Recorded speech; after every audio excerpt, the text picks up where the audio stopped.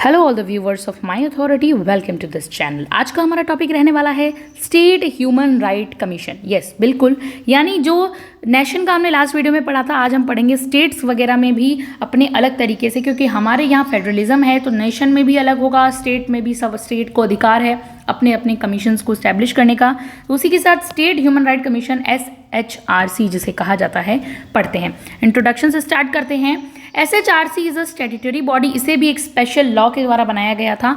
Body establish to protect promote human right के लिए, same इसी का वही काम है जो नेशन का काम था, वो राष्ट्रीय स्तर पर था, ये राज्य स्तर पर है। Okay, at the state level functioning under the framework of, किसके अंडर? वही सेम एक्ट है, protection of human right act 1993, जिसका बाद में संशोधन कब होता है? 2006 और 2019 में। सेम टू सेम चीज है। SHRC are intended to serve as decentralised institution. मैंने जैसे पहले भी कहा था, नेशन ने पावर्स को डेलीगेट करके स्टेट्स को अलग अलग बांट दी है, तो ये डिसेंट्रलाइज विकेंद्रीकरण का एक रूप देखने को मिलता है। ये वैसा संगठन है, एड्रेस करता है ह्यूमन राइट वायलेशन। अगर आपके मानव अधिकारों का हनन हो रहा है तो उस चीज़ को ये एड्रेस करेगा। स्पेसिफिक टू रीजनल कंटेक्स्ट, यानी इसमें सिर्फ क्षेत्र की बात की जाती है, पर्टिकुलर क्षेत्र। मान लीजिए आपका पर्टिकुलर क्षेत्र गुजरात है, तो स्टेट राइट कमीशन सिर्फ गुजरात में अगर आपके मानव अधिकारों का उल्लंघन हो रहा है तो वहाँ की स्टेट जो है, गुजरात की गवर्नमेंट उस चीज़ को देखती है, जो which is concluded in this members. Okay, particularly regional context है, इसको इंडिया के उस और बाकी स्टेट से मतलब नहीं है, अपने स्टेट की बात करेगा ये। And strengthen the human right regime across India, लेकिन फिर भी ये बहुत ज़्यादा मजबूत करता है इंडिया के कोने कोने में जाकर हर चीज़ को। ओके, इसकी जेनेसिस यानी उत्पत्ति और लीगल बेसिस देखते हैं, कहाँ से इसकी उत्पत्ति होती है। द प्रोविजंस फॉर स्टैब्लिशिंग, जो प्रावधान आए थे कि SHRC को स्टैब्लिश करना है, इज मेड अंडर सेक्शन 21 के तहत आता है, protection of human right act same, जो बाद में जाके संशोधित भी हो जाता है। The act empowers state governments, यानी कि ये जो एक्ट है वो स्टेट गवर्नमेंट को बहुत ज़्यादा शक्ति प्रदान करता है, सशक्त बनाता है इस मामले में कि वो अपने ह्यूमन राइट कंडीशन अपने क्षेत्र के अंदर देयर ओन कमीशंस बनाए और इफेक्टिव इम्प्लीमेंटेशन हो ह्यूमन राइट नॉर्म्स का।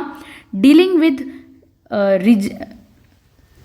डील करने के लिए रीजन स्पेसिफिक वायलेशंस को, अगर किसी पर्टिकुलर स्थान पर वायलेशन हो रहा है स्टेट के अंदर ह्यूमन राइट्स का, तब वहाँ पर जो है SHRC डील करेगी इन सब चीज़ों से। कंपोजिशन देख लेते हैं कैसे इसका गठन होता है। Composition of SHRC, each state human right commission consist of the following members, सभी के अंदर अपने अपने फॉलोइंग मेंबर्स होते हैं, जिसमें से चेयरपर्सन कौन रहता है? फॉर्मर चीफ जस्टिस ऑफ जज और हाई कोर्ट। यहाँ नेशन में तो था चीफ जस्टिस ऑफ इंडिया, लेकिन स्टेट में हाई कोर्ट का चीफ जस्टिस अगर जो रह चुका है पुराना, वो 1 मेंबर होगा हु इज और हैज़ बीन जज of the high court and district जज भी हो सकता है इसमें, with at least 7 years of experience, उसके पास 7 सालों का अनुभव होना चाहिए।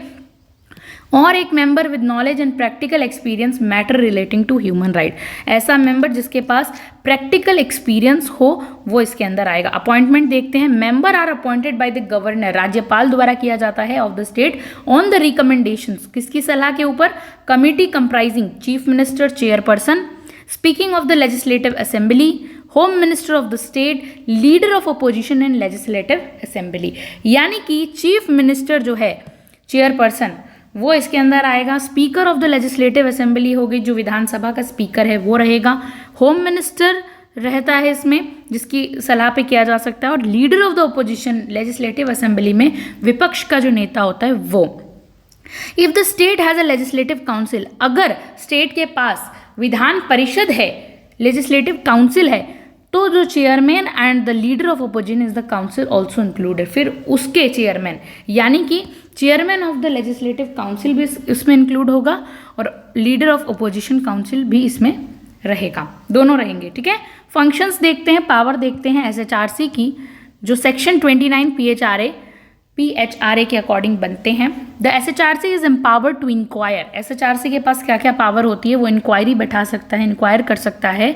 इफ़ वो देखता है वायलेशन हो रहा है, ह्यूमन राइट्स का हनन हो रहा है, और abetment therefor by public servants in the state, अगर पब्लिक सर्वेंट्स के द्वारा ऐसा कुछ नेग्लिजेंसी बढ़ती जा रही है, तब वो देख सकता है और फिर वो एक्शन ले सकता है। नेग्लिजेंस इन द प्रिवेंशन में अगर कोई नेग्लिजेंस है ह्यूमन राइट्स के वायलेट हो रहा है बाय अ पब्लिक सर्वेंट उसके द्वारा, तब भी विजिट स्टेट कंट्रोल जेल, जो विजिट कर सकते हैं, जो स्टेट कंट्रोल करती है उन जेल्स को, और डिटेंशन सेंटर्स जो होते हैं उनको विजिट करना, देखना कैसी कंडीशन, वही सेम जो नेशनल एनएचआरसी की है वो सब एसएचआरसी की होगी। Review existing laws and safeguards in the state of human, protect human rights, promote human right awareness, जागृति फैलाना थ्रू लिटरेसी, साक्षरता से, कैंपिंग, सेमिनार, पब्लिकेशन से, इनकरेज करना एनजीओ को ताकि वो जल्दी से जल्दी पार्टिसिपेट करे ज़्यादा से ज़्यादा ताकि ह्यूमन राइट का प्रोटेक्शन हो सके। इंटरवीन कोर्ट प्रोसीडिंग्स में, द परमिशन लेकर कोर्ट के प्रोसीडिंग्स में इंटरवेन करना, इंटरफेयर करना। पावर देखते हैं, SHRC has the power civil court के जैसी लगभग पावर होती है, including summoning witness, examining evidence को एग्जामिन करना और रीक्वेश्चनिंग करना पब्लिक रिकॉर्ड्स को। जुरिस्डिक्शन क्या होता है, SHRC only inquire into matter relatable to subject list, जितने भी मैटर होते हैं सब्जेक्ट लिस्ट के, हमने पता है कि concurrent list, union list, state list and concurrent list. Union में तो एसएचआरसी का कोई मतलब नहीं है, लेकिन स्टेट और कॉन्करेंट लिस्ट में वो पार्टिसिपेट कर सकता है, उन मैटर्स पे लिस्ट पे वो इंक्वायरी बैठा सकता है। ऑफ द 7th शेड्यूल में दी गई है हमारे भारत के संविधान में। This is distinct from NHRC, ये एनएचआरसी से अलग है, which can operate on a broader national और इंटरनेशनल कैनवास। जो देखिए एनएचआरसी तो बहुत ही इंटरनेशनल हो गया और इंटरनेशनल कैनवास फलक पर काम करती है, और किस पर काम करती है, भारत के पूरे बहुत ही ब्रॉडर एरिया में, पर एसएचआरसी तो बहुत स्मॉल एरिया में काम करेगी, एक पर्टिकुलर रीजन में। इसकी कुछ अपनी लिमिटेशन भी है। सबसे पहले डिस्पाइट देयर मैंडेट, बहुत सारे इसके इंपॉर्टेंट भी है, बट इसकी face several structural functional challenges इसमें आते हैं। क्या क्या है, लिमिट पावर, बहुत ज़्यादा लिमिटेड पावर है। NHRC HSRC can only make recommend, ये दोनों ही संगठन, एनएचआरसी देख लीजिए, एसएचआरसी देख लीजिए, दोनों सिर्फ रिकमेंड कर सकती है, सलाह दे सकती है। इनके पास अथॉरिटी की कमी होती है, इन्फोर्स नहीं करवा सकती है, लागू नहीं करवा सकती है डिसीजंस को, ठीक है, तो इनकी कमी रहती है। इनके पास जुरिस्डिक्शन कंस्ट्रक्ट, बहुत ज़्यादा सीमित दायरा रहता है इनका, सिकुड़ा हुआ हम कह सकते हैं ना दायरा है। SHRC can not deal with the matter relating to the arm forces, arm forces नहीं है उससे रिलेटेड मैटर को भी डील नहीं कर सकते, such as cases fall under the NHRC purview.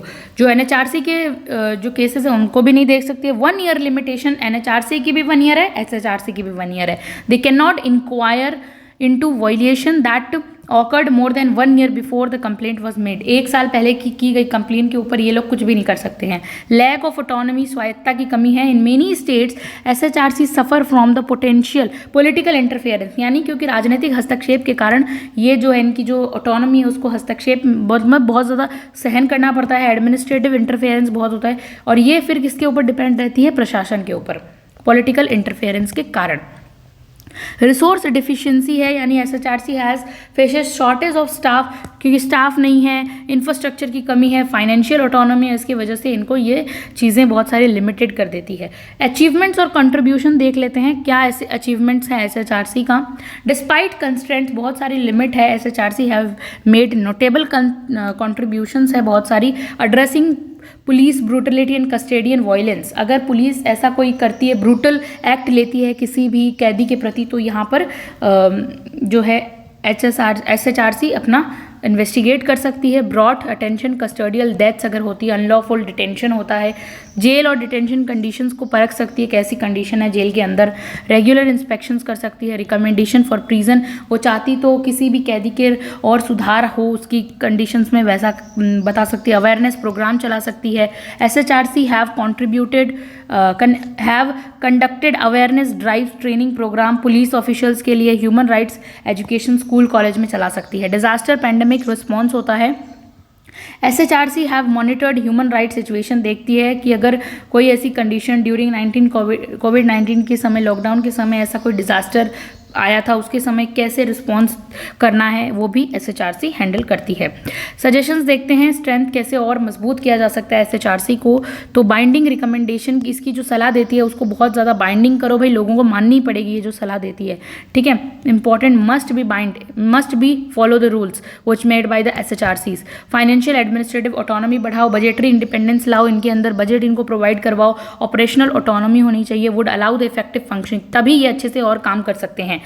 Time limit reforms की जानी चाहिए, 1 ईयर की टाइम लिमिट थोड़ा बढ़ाया जाना चाहिए सुधार करके, ठीक है। और इम्प्रूव्ड इंफ्रास्ट्रक्चर, मैन पावर, इसमें स्टाफ की भर्ती की जानी चाहिए, मॉडर्न स्टाफ लेके आना चाहिए, इन्वेस्टिगेट के टूल लेकर आने चाहिए, पब्लिक इंगेजमेंट ज़्यादा से ज़्यादा हो, regular publication reports, grievance redressal mechanism और स्ट्रॉन्ग हो, पार्टनरशिप बढ़े, civil society must be promoted, नागरिक समाज को प्रमोट करवाया जाना चाहिए। कंक्लूड करते हैं, the state human right commission serve as a vital institution in Indian human right architecture में बहुत इंपॉर्टेंट है। Proximity the people, ability to address local issues को ये देखते हैं और इसको सॉल्व करते हैं। डिसेंट्रलाइजेशन यहाँ पे बढ़ता है क्योंकि नेशनल लेवल की जगह हमारे स्टेट को बांटा गया है अलग अलग, और स्ट्रक्चरल एम्पावरमेंट बढ़ती है, इससे बहुत ज़्यादा इंस्टीट्यूशनल सपोर्ट मिलता है, पोटेंशियल मिलता है, strong more responsive state framework का बनता है, इससे इंटरनेशनल जो हमारे दायित्व हैं और ज़्यादा बढ़ जाते हैं। Is essential to ensure justice